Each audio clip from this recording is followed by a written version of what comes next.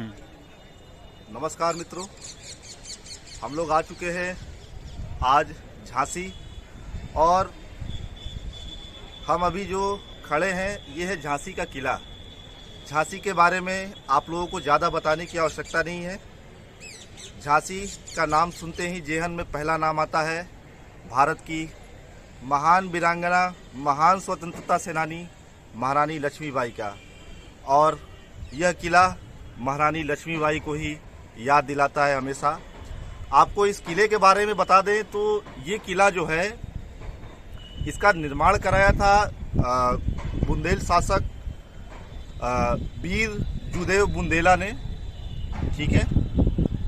उसके बाद यह किला मराठों के आधिपत्य में आ गया और मराठों के आधिपत्य से होते हुए गंगाधर राव के पास आया और गंगाधर राव से ही विवाह हुआ था मनु का, अर्थात रानी लक्ष्मीबाई का।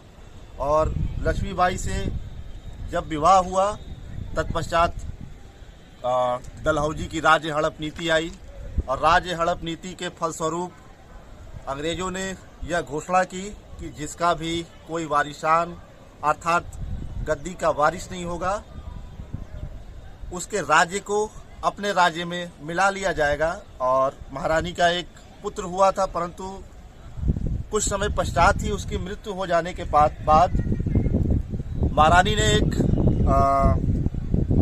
दामोदर राव नामक लड़के को गोद लिया और उसको गोद लेने के पश्चात अंग्रेज़ों ने उसको वारिस नहीं माना और 1857 के समय ही करीब 1858 में जनरल ह्यूरोज ने महारानी के खिलाफ युद्ध का मोर्चा खोल दिया और महारानी ने इस किले की रक्षा की और साथ ही साथ पूरे झांसी वासियों से आह्वान किया कि हम लोग अंग्रेज़ों के खिलाफ इस युद्ध में बढ़ चढ़ के भागीदारी लेंगे। और यह किला आप लोग देखेंगे तो यह अभेद सा है और अंग्रेज़ों ने इस किले को जीतने के लिए लगातार कई दिनों तक फायरिंग करते रहे, गोले बरसाते रहे, परंतु यह किला टूट नहीं सका। परंतु दूल्हा सिंह नामक एक व्यक्ति ने इस एक किले का गेट खोल दिया, जिसकी वजह से अंग्रेज सैनिक इस किले में प्रवेश किए और लूट मार मचाए। इसी क्रम में महारानी लक्ष्मीबाई के साथ उनका दत्तक पुत्र दामोदर राव को लेकर इस किले से बाहर निकली और जनरल ह्यूरोज की सेना को खदेड़ते हुए और उनसे युद्ध करते हुए 1858 में कालपी के निकट एक नाला है और नाले को पार करते समय उनका घोड़ा बादल और वहाँ घोड़े से गिरी और वहीं पर उनका देहांत हो गया। तो हमारा कहने का मतलब ये है कि ये किला जो है, इस किले के बारे में हम आपको कुछ विशेष चीज़ें दिखाएंगे। यहाँ पर इस किले में गणेश मंदिर, शिव मंदिर और विभिन्न प्रकार के बुर्ज, विभिन्न प्रकार के तोपें, इसमें से एक प्रसिद्ध तोप है कड़क बिजली तोप, वो अभी आपको हम दिखाएंगे और क्रमशः एक एक चीज़ को आपको हम दिखाने का प्रयास करेंगे।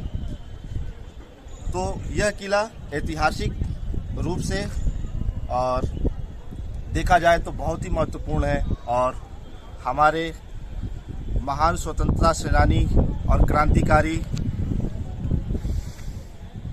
महारानी लक्ष्मीबाई को याद दिलाता है। अब इसी के क्रम में हम लोग एक एक चीज़ों को देखेंगे।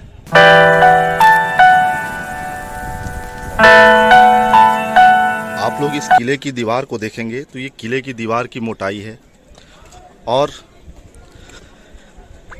ऐसी ही दीवार इस किले के चारों तरफ है, इसीलिए इस किले को अभेद माना जाता है।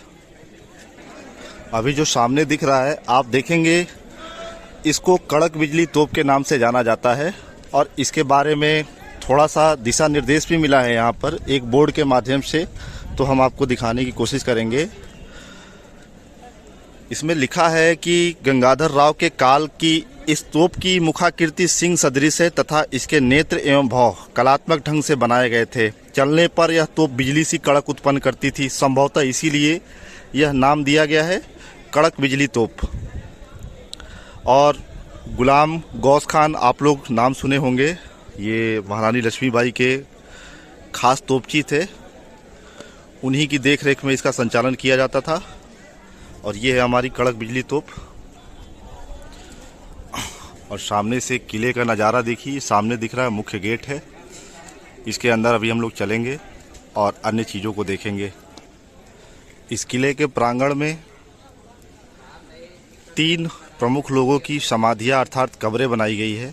ये 3 लोग थे गुलाम गौस खान, जिसके बारे में अभी हमने बताया कड़क बिजली तोप के संदर्भ में, और उनके साथ एक मोतीबाई नामक महिला थी, वो भी तोपची थी। और खुदा बख्श जो थे वो अश्वरोही जो सेना चलती थी उसका नेतृत्व करते थे। ये तीनों युद्ध में ही 4 अप्रैल 1858 को वीर गति को प्राप्त हुए थे और उनकी ये समाधियाँ सम्मिलित रूप से बनाई गई है। इस किले में तमाम प्रकार के पार्क भी बनाए गए हैं। बहुत विशाल किला है, लगभग 9 एकड़ में फैला हुआ है। और इसी क्रम में ये जो भी वर्तमान में आपको दिख रहा है ये आमोद बाग है। और इसी के आसपास विभिन्न प्रकार के भवनों का निर्माण किया गया है। और आपको हम दिखाते हैं सामने भारतीय पुरातत्व सर्वेक्षण अर्थात ASI जो गवर्नमेंट ऑफ इंडिया का पार्ट है उसका बोर्ड लगा हुआ है। और इसी के आगे महारानी लक्ष्मीबाई अपने पुत्र दामोदर राव को जहाँ से लेकर किले से कूदी थी उस जगह को भी दिखाने का प्रयास करूँगा। सामने जो दिख रहा है ये पंचमहल है और इसका इस समय मरम्मती का काम चल रहा है। ये महारानी के रहने के लिए निर्माण किया गया था। लगभग सभी किलों में ये पंचमहल जैसी भवन को देखने को मिल जाता है और उसी तरीके से झांसी के किले में भी बनाया गया है।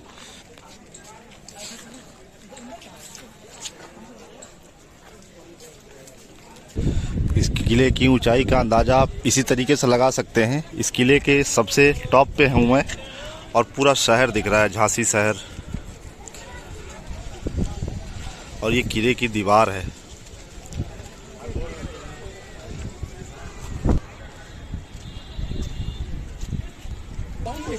किले के सबसे ऊपरी भाग पर भारत का झंडा लहराता हुआ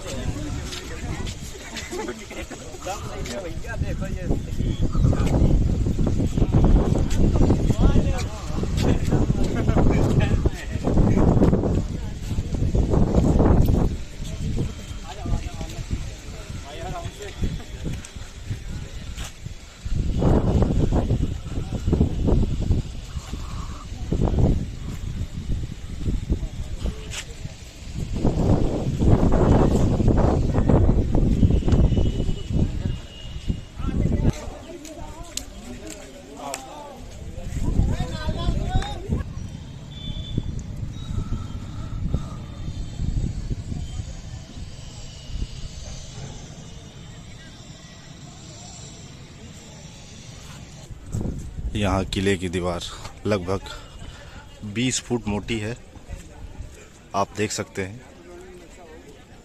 किले के बीच आमोद बाग का निर्माण किया गया है।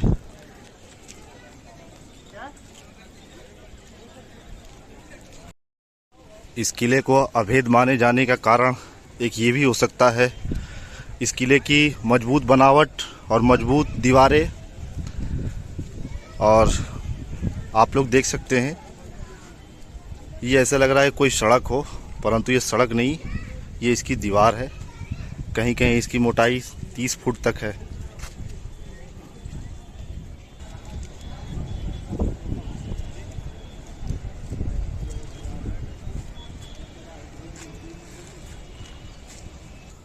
महारानी के सैनिकों के लिए किले की सुरक्षा और किले की बाहर देख रेख के लिए ऐसी छोटी छोटी खिड़कियां बनाई गई है, जिससे आप लोग बाहर का सारी गतिविधियों को देख सकते हैं। ये खिड़कियां उसी समय की निर्मित है।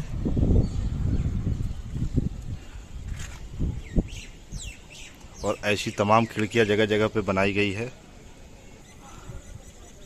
सामने आपको दिख रहा है वो यही जंपिंग स्पॉट है। जब ह्यूरोज की सेना इस किले के अंदर प्रवेश की तो महारानी अपने कुछ विश्वास पात्रों के साथ इस किले से निकलने की कोशिश की, परंतु निकल ना सकी और अंततः इसी ऊंचाई के ऊपर से अपने पुत्र दामोदर राव को पीठ पर बांधकर ऊपर से नीचे की ओर छलांग लगाया। ये काफ़ी अविश्वसनीय लगता है, परंतु ये सत्य है।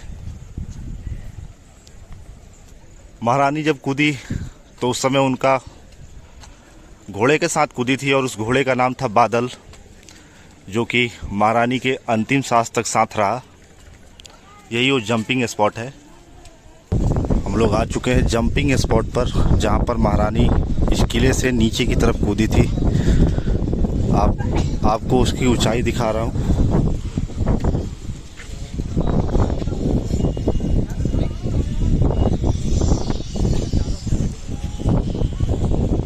इस जंपिंग स्पॉट को याद दिलाता है एक कलाकृति, जिसमें महारानी की एक मूर्ति बनी है कूदते हुए अवस्था में घोड़े के साथ।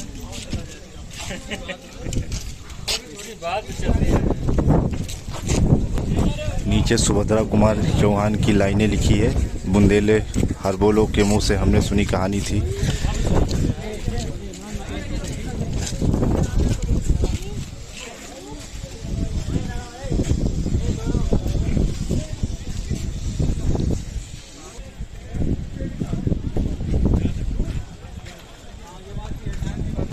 यह था झांसी का प्रसिद्ध किला, जो कि हमारे स्वतंत्रता सेनानियों और खासकर महारानी लक्ष्मीबाई को याद दिलाता है। और यह किला महारानी लक्ष्मीबाई की वीरता के किस्सों को प्रदर्शित करता है। और यह किला भारत को किस तरीके से आज़ादी मिली, किस तरीके से संघर्ष किया, इन सब चीज़ों को याद दिलाता है। और जल्दी हम अगले वीडियो में मिलेंगे। तब तक के लिए जय हिंद, जय भारत।